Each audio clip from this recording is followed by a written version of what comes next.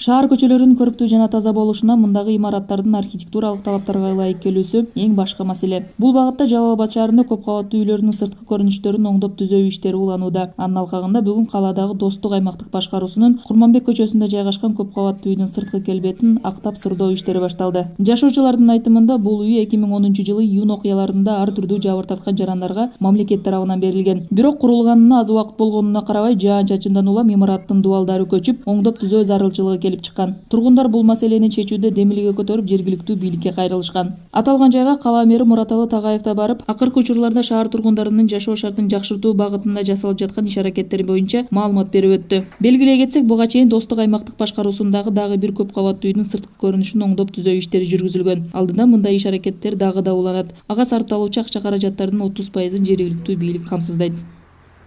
Жалал Абад шаарындагы көп кабаттуу үйлөрдүн баягы сырткы келбетинде бир архитектуралык облик кылып, шаарыбызга бир жакшы көрүп келе турган кылып, ушул көп кабаттуу үйлөрдүн камкордук жасоо максатында жергиликтүү бийлик ушул демилгени колго алганбыз. Шаарда жалпысынан 214 үй бар.